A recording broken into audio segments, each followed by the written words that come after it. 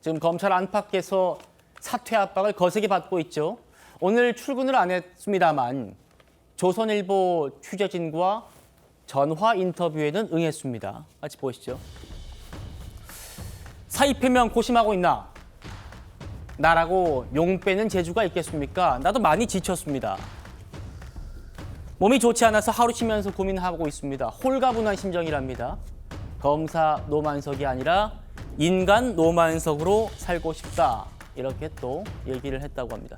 김희정 의원님, 네. 뭐 자진 사퇴 쪽으로 좀 마음을 굳혔다고 봐야 될까요? 아니 본인이 그냥 사퇴한다고 해서 이 문제가 해결이 됩니까? 어떻게 해결할지에 대한 얘기를 해야지. 뭐 지금 인간 노만석인지 검사 노만석인지 뭐 국민들이 관심이 있어요? 지금 국민들이 관심이 있는 거는 이 엄청난 개발 비리 사건, 대장동 개발 비리 사건에 1심 판결에서 전원 법정 구속이 되고 7,800억 원 이상의 부당 이득을 가져갔는데 그거 꿀꺽할 수 있도록 만들어준 거에 대해서 이거 어떻게 벌 줄 수 있고 이 7,800억 원 국가가 돌려받을 수 있는지 이게 관심이 있는 겁니다.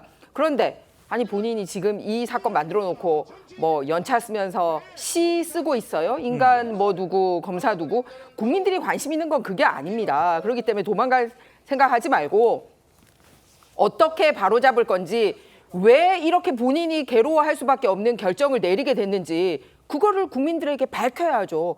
정정당당하게 남김없이 밝혀야 됩니다.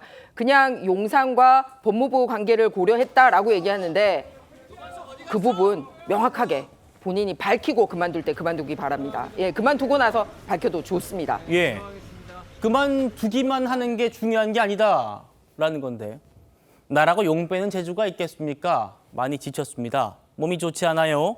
검사 노만석이 아니라 인간 노만석으로 살고 싶다. 그냥 사표만 낼 게 중요한 게 아니란 얘기입니다. 이런 말도 했습니다. 대장동 피고인 5명 모두 유죄가 선고돼서 참 마음이 편했는데 이렇게까지 파장이 클지 몰랐다. 대장동 사건 1심 항소 안 한 파장이 이렇게 클지 몰랐다고요? 본인만 몰랐던 것 같다는 생각도 들고요. 다음이요. 검찰총장은 사건만 아니라 경영자 입장도 있기 때문에 두루두루 살펴야 한다. 법무부도 용산도 국민도 두루두루 살피고 결정하는 자리다.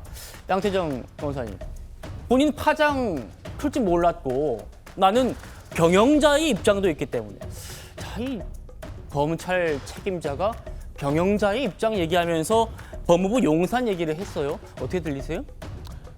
굉장히 부적절한 발언이라고 생각을 합니다. 부적절한 발언이다. 원칙적으로 이제 대장동 사건에 대해서 검찰이 항소 포기를 한 거는 저는 뭐 충분히 규정에 의해서 할 수 있었다, 뭐 문제가 없었다고 생각을 합니다. 예. 왜냐하면 뭐 피고인 5명 중에서 2명은 검찰 구형보다도 높은 형이 선고가 됐고요. 5명 모두 다 사실상 뭐 배임 혐의나 뭐 다른 혐의들, 뇌물 혐의들도 다 유죄가 선고가 됐기 때문에 사실상 뭐 더 이상 다툴 부분이 없다.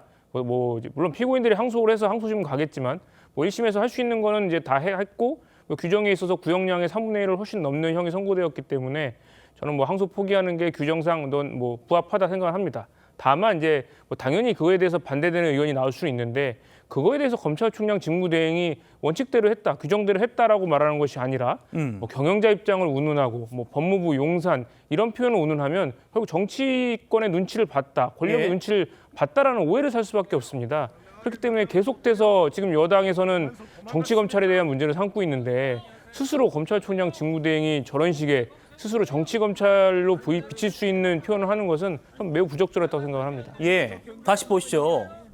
검찰총장은 경영자 입장도 있다. 아니 국민들이 이 검찰 수장에게 수사에 대한 정치권의 외압을 막아준 역할을 바라지 경영을 바랍니까? 경영자 입장도 있다. 또 그렇기 때문에 용산도 살피는 자리다. 여러분 어떻게 보이십니까? 이 권력이 눈치를 본 겁니까? 안 보는 겁니까? 구준환 변호사님 어떻게 보세요? 권력의 눈치를 본 걸 자백한 거죠. 저런 걸 전형적으로 외압이 작용했다. 저런 게 정치 검찰이다. 이렇게 얘기해 왔던 겁니다. 지금 노만석 직무대행 같은 경우에는 지금 자기가 저 자리에 적합하지 않은 사람인 거를 드러냈을 뿐만 아니라 그러면 밑에 사람들에 대해서 외압을 막아주는 역할도 못했으면 빨리 그만둬야 돼요. 이거는 법에 맞지 않는 겁니다. 뭐 규정상 가능하다 이런 말씀 많이 하시는데 대검 예규에 의하면은 양형만 보는 게 아니라 무죄가 된 부분에 대해서는 항소한다라고 돼 있어요. 두 개는 완전히 별개입니다. 근데 예. 지금 자꾸 양형만 얘기하시잖아요. 그게 무죄가 난 부분에 대해서 항소를 안 한 부분에 대해서 설명이 안 되니까 그런 겁니다. 이 부분에 대해서는 다투는 게 또 국민의 이익이고 추징하고도 연결되어 있기 때문에 당연한 것이고 뇌물죄 관련해 가지고는 더 이상 다툴 수도 없는 부분이기 때문에 항소를 포기했다? 그럼 기소는 왜 했나요? 그리고 이거에 대해서 민주당에서 뭐 실패한 수사다 뭐 이렇게 하다가 지금 정정돼가지고 정성호 법무장관이 지금 결론을 낸 거는 성공한 수사, 성공한 재판이라 그랬잖아요. 그랬죠. 그러면은 여기에서 조금만 더 하면 추징도 완벽하게 이루어져가지고 국민들의 피 같은 돈이 회복될 수 있는데 그 간이한 절차를 왜 포기하나요?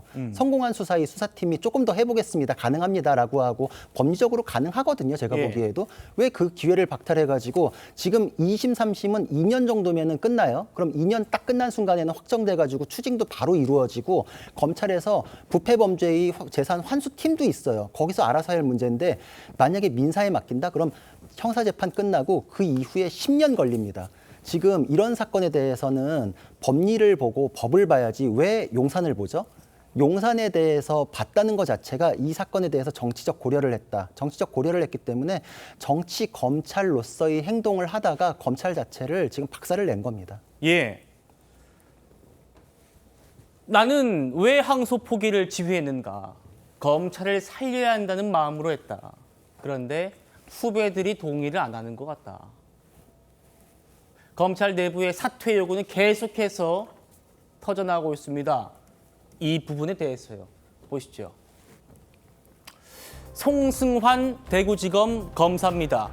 뭐 차장검사, 부장검사, 검사장 아니고요.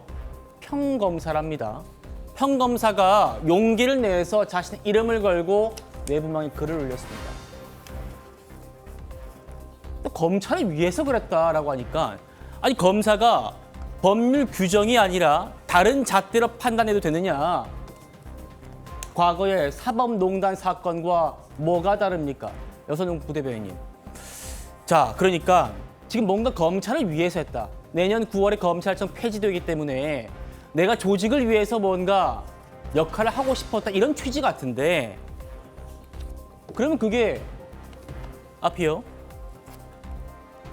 이게 지금 사법농단 사태. 사법농단 사태가 뭡니까? 상고법원 만들기 위해서 청와대와 재판 거래했다는 의혹 아닙니까?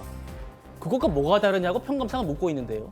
저도 노만석 대행의 저런 발언들이 사실은 뭐 정권과도 무관하게 그 정치 검찰이 정치적으로 보일 수밖에 없는 발언들을 이번에 했다 이렇게 생각을 합니다. 노만석 대행 같은 경우는 상당히 약간 좀 비겁한 측면이 있는데요. 이문정 검사가 이야기했듯이 아니면은 실무 검사들이 이거는 무조건 이제 기소해야 된다, 항소해야 된다고 이야기했을 때 그거를 왜 지켜주지 못했나? 저는 지금 이 노만석 대행이 저 발언이 스스로 자체적으로 아니면 알아서 긴 것이 아닌가 오히려 그렇게 의심할 수밖에 없을 것 같고요. 저는 이제 노만석 대행이 오늘도 뭐 이렇게 그 연차를 내면서 예. 연차를 내고 출근을 하지 않았는데 그것조차도 굉장히 약간 좀 비겁한 모습을 보이고 있어서 모두를 굉장히 힘들게 한다. 역시나 국민들 입장에서 볼 때는 그 검사들을 검찰을 믿지 못하겠다 이런 생각을 더 할 수밖에 없는 이런 행동들을 노만석 대행이 자초하고 있다고 봅니다. 예.